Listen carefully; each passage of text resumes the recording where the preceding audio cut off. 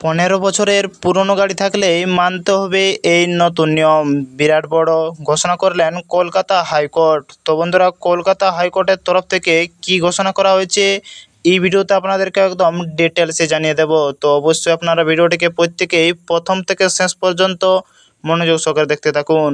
বাতিল হচ্ছে না 15 বছরের পুরনো বাণিজ্যিক গাড়ি, বছরে 2বার করে ফিটনেস সার্টিফিকেট করাতে হবে।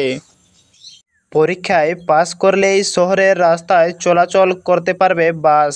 বাস মালিক সংগঠনের দীর্ঘদিনের দাবিতে নীতিগতভাবে রাজ্য পরিবহন দপ্তর সম্মতি জানিয়েছিল আগেই। অবশেষে যুক্তি মেনে নিল হাইকোর্ট।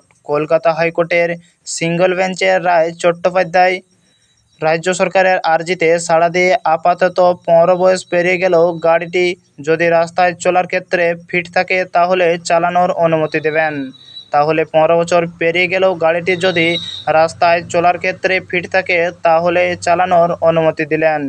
কাল রাজ্যের সঙ্গে এই ব্যাপক 6টি বাস মালিকের সংগঠনের সমঝোতা চূড়ান্ত হয়। প্রতিটি সংগঠন বছরে 2বার করে ফিটনেস সার্টিফিকেট বা স্বাস্থ্য পরীক্ষার ইস্যুতে সম্মত হয়েছেন।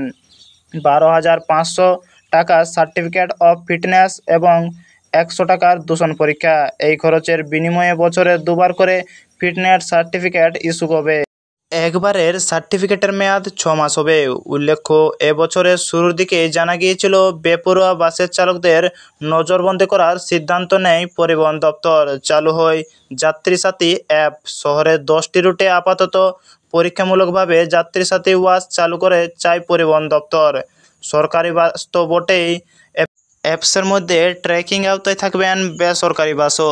তাহলে অ্যাপসের মাধ্যমে ট্র্যাকিং আওতায় থাকবেন বেসরকারি বাস, এমনকি মিনি বাস চালকরাও। তো অবশ্যই যদি ভিডিওটি ভালো লেগে থাকে তাহলে লাইক, কমেন্ট, শেয়ার করতে ভুলবেন না এবং এই চ্যানেলটিতে নতুন হয়ে থাকলে অবশ্যই চ্যানেলটিকে সাবস্ক্রাইব করে সঙ্গে থাকুন পরপর এরকম নতুন নতুন আপডেটগুলি সর্বপ্রথম এই চ্যানেলে পাওয়ার জন্য।